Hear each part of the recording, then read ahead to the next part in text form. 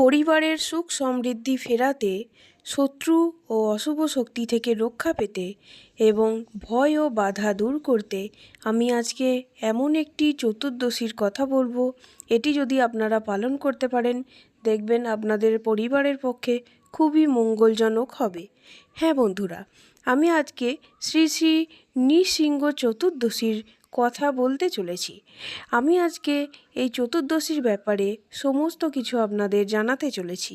এর সময় এবং এর উপবাসের নিয়ম, এর কী মন্ত্র আছে এবং উপবাস ভঙ্গ কেমন করবেন, বা এই উপবাসের ব্রত করলে আপনি কী ফল পাবেন, আমি সমস্ত কিছু আজ জানাতে চলেছি।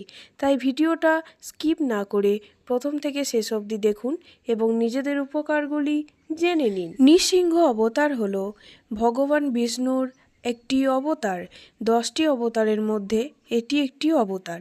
তিনি আমাদের পৃথিবীতে আবির্ভূত হয়েছিলেন সমস্ত কিছু বাধা বিপত্তি এবং সংকটজনক অবস্থাকে দূর করার জন্য। তিনি হিরণ্যকশিপুর নামে এক মহাশক্তিশালী এবং কূটনীতিবিদ রাজাকে তিনি মারতে এখানে আবির্ভূত হয়েছিলেন। প্রহ্লাদ তার পরম ভক্ত ছিলেন এবং হিরণ্যকশিপুর প্রহ্লাদের বাবা ছিলেন। তাহলে আসি আমি এই নৃসিংহ চতুর্দশীর সময়ের ক্ষেত্রে। তারিখ হলো 30শে এপ্রিল 2026, বৃহস্পতিবার এই নৃসিংহ চতুর্দশীটি পড়ছে। এর সময়টা জেনে নিন। 29শে এপ্রিল 2026 সকাল 7:51 পড়ছে এবং চতুর্দশী শেষ হচ্ছে 30শে এপ্রিল 2026 রাত 10:12। এবার আসি আমি ব্রত পালনের সম্পূর্ণ নিয়মের ক্ষেত্রে। ভোরবেলা সূর্যোদয়ের আগে উঠে স্নান করুন এবং সূর্য প্রণাম করুন। তাহলে দেখবেন আপনার মনও পবিত্র হবে, তার সঙ্গে আপনি একটা পজিটিভ এনার্জি পাবেন। তারপর পরিষ্কার বা হলুদ, যে কোনো হলুদ রঙেরও হতে পারে, আবার সাদা রঙেরও হতে পারে, বস্ত্র পরিধান করুন। পূজার স্থানে ভগবান নৃসিংহের ছবি বা মূর্তি স্থাপন করুন। দেখবেন আপনারা যদি এই মূর্তিটি স্থাপন করতে পারেন, আপনাদের যে কোনো বাস্তুদোষ এবং তার সঙ্গে বাড়িতে যে সমস্ত নেগেটিভ এনার্জি আছে সমস্ত কিছু কিন্তু দূরে চলে যাবে। তাই এই মূর্তি স্থাপন করা অত্যন্ত শুভ বলে আমি মনে করি। আমি এই চতুর্দশীটি মানছি এবং আমিও বাড়িতে করছি। আপনারাও সকলে করুন, দেখবেন আপনার উন্নতি হবে। আমি এই চতুর্দশীটা বিগত 5 বছর ধরে করছি এবং আমি ভালো ফল পেয়েছি, তাই আমি আপনাদের জানানোর চেষ্টা করছি। ভোরবেলার ব্যাপার বললাম, এবার মধ্যাহ্ন সংকল্পে আসি। যে টাইমটা হচ্ছে 10:59 থেকে 1:08 PM অবধি, অর্থাৎ দুপুর 1:08 অবধি। হাতে জল নিন, ফুল ও তুলসী পাতা নিয়ে সংকল্প করুন। বন্ধুরা, আরেকবার বলে দিচ্ছি, হাতে আপনারা জল, ফুল, তুলসী পাতা নিয়ে সংকল্প করুন। সেখানে বলবেন, আমি ভগবান নৃসিংহের কৃপা লাভের জন্য এই ব্রত পালন করছি। হ্যাঁ বন্ধুরা, এই 3টি জিনিস আপনারা হাতে নিয়ে এই কথাটিই বলবেন, 3 বার বলবেন যে আমি ভগবান নৃসিংহের কৃপা লাভের জন্য এই ব্রত পালন করছি। তাহলে আপনারা এটা বুঝতে পারলেন।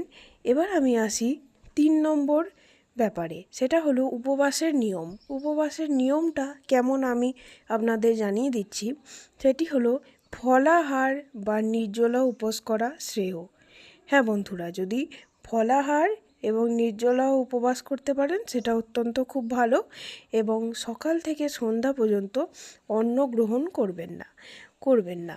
এটা দেখবেন আপনার শরীরের পক্ষে একটা ভালো ফল দেখা যাবে। এবার আমি আসি সন্ধ্যাকালীন প্রধান পুজো। হ্যাঁ বন্ধুরা, সন্ধ্যার সময় আপনি এই জিনিসগুলো করবেন, যাতে দেখবেন নৃসিংহদেব খুবই খুশি হবেন। এটি হলো সবচেয়ে গুরুত্বপূর্ণ, কারণ এই সময়েই ভগবান নৃসিংহ আবির্ভূত হয়েছিলেন। আমরা সকলেই জানি তিনি সন্ধ্যাবেলায় আবির্ভূত হয়েছিলেন। কারণ এখানের মধ্যে একটা গল্প আছে, সেটি হলো হিরণ্যকশিপুর রাজা তো মোটেই ভালো রাজা ছিলেন না। তিনি সবসময় সব কিছু ধ্বংস করতেন এবং পৃথিবীকে অতিষ্ঠ করে রেখেছিলেন এবং তিনি একটি বরদান পেয়েছিলেন, যেখানে তিনি অমর হতে চেয়েছিলেন, কিন্তু কোনো কিছুই অমর নয়। তাই একটাই ক্রাইটেরিয়া দেয়া হয়েছিল, সেটি হলো যে কোনো নারী বা পুরুষ তাকে মৃত্যুবরণ করাতে পারবে না এবং কোনো দিনের আলোর মাধ্যমেও তাকে মৃত্যুবরণ করানো হবে না এবং রাত্রিরেও নয়। এবং এমন একটি সময় চেয়েছিল যেখানে সেই হিরণ্যকশিপুর রাজাকে মারা যেত এবং তার সঙ্গে কোনো পশু বা কোনো পাখি কোনো কিছুই যেন তাকে স্পর্শ করতে না পারে, এরকম একটা তার নিয়ম ছিল। সেই জন্য তিনি এই রূপে আবির্ভূত হয়েছিলেন, নৃসিংহ অবতার। অর্থাৎ এখানে কিন্তু অর্ধেক মানুষ এবং অর্ধেক সিংহ। সেখানে বোঝাই যাচ্ছে যে তিনি যে আসলে কি সেটা কেউই বুঝতে পারছে না। এবং সন্ধ্যাকালীন ব্যাপারটা বুঝিয়ে দিই। সেখানে বলা হচ্ছে সন্ধ্যা এমনই একটা জিনিস যেখানে রাতও হয় না এবং দিনও হয় না, তার মাঝামাঝি সময়। এবং এই সময়টাই ছিল একদম পারফেক্ট সময়, যে কারণে সেই সময়েই তিনি থামের মধ্যে থেকে বেরিয়ে এসে হিরণ্যকশিপুরকে মারতে বাধ্য হয়েছিলেন এবং মেরেও ফেলেছিলেন। এবার আমি আসি আরেকটি বিশেষ মন্ত্রে, যেখানে আমি মন্ত্রগুলো বলছি। ওং উগ্রং বীরং মহাবিষ্ণুং জ্বলন্তং সর্বতোমুখম নৃসিংহং ভীষং ভদ্র মৃত্যু নমো নমঃ। হ্যাঁ বন্ধুরা, আমি আর একবার মন্ত্রটি বলছি, এটা আপনারা 11 বার জপ করবেন। সেটি হলো ওং উগ্রং বীরং মহাবিষ্ণুং জ্বলন্তং সর্বতোমুখম নৃসিংহং ভীষণ ভদ্রং মৃত্যু নমো নমঃ। এটা আপনারা 11 বার জপ করবেন ওই সন্ধেবেলায়। এবার আসি আমি ব্রত পাঠ ও কাহিনী। এটার ব্যাপার যদি বলি, আপনাকে আমি ব্রতর পাঠের বা কাহিনীর গল্প সমস্তটাই মোটামুটি বলে দিয়েছি।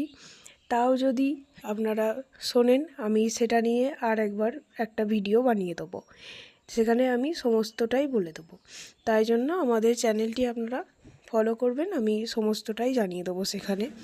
এবার আসি আমি পূজা পদ্ধতির যে নিয়মটা। সেখানে আপনারা সন্ধেবেলায় তো অবশ্যই পুজো করবেন এবং তার সঙ্গে পূজার সামগ্রী কী কী রাখবেন: ফুল, প্রদীপ, তুলসী পাতা, ফল এবং মিষ্টান্ন।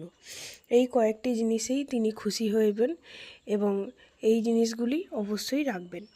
এছাড়াও এর উপবাস ভঙ্গর কথা যদি বলি, তাহলে সেটা হলো 1 মে 2026 সকালে, অর্থাৎ সূর্যোদয়ের পর ব্রতভঙ্গ করুন এবং ব্রাহ্মণ বা দরিদ্রদের দান করুন। এটা করবেন, দেখবেন আপনার খুবই উপকার হবে। এই ব্রত পালনের বিশেষ ফলগুলি হচ্ছে: শত্রু ও অশুভ শক্তি থেকে রক্ষা পাওয়া যায়, পরিবারে শান্তি ও সুখ বজায় থাকে, অর্থ ও সৌভাগ্য বৃদ্ধি পায়, ভয় এবং বাধা দূর হয়। তাই বন্ধুরা, আপনারা যথাযথভাবে আপনারা যেমন পারেন এই ব্রতটি করার চেষ্টা করুন, দেখবেন আপনারা খুবই ভালো ফল পাবেন। বিশেষ করে যাদের বাস্তুদোষ এবং নেগেটিভ এনার্জি আছে বাড়িতে, তারা কিন্তু খুবই ভালো ফল পাবেন। এরকম নানা অজানা তথ্য আমার চ্যানেলে আপনারা পেয়ে যাবেন। আমি খুব সহজ সরল ভাষায় আপনাদের ঘরোয়া পদ্ধতি বলবো এবং আমি এমন জিনিসগুলি বলি যেগুলি আমি ফল পেয়েছি, সেইগুলি আপনাদের আমি জানানোর সবসময় চেষ্টা করি। তাই পাশে থাকুন এবং ভালো লাগলে ভিডিওটি লাইক, কমেন্ট, শেয়ার করে অপরকেও জানানোর চেষ্টা করুন। ভালো থাকুন, সুস্থ থাকুন। জয় শ্রী নৃসিংহদেব।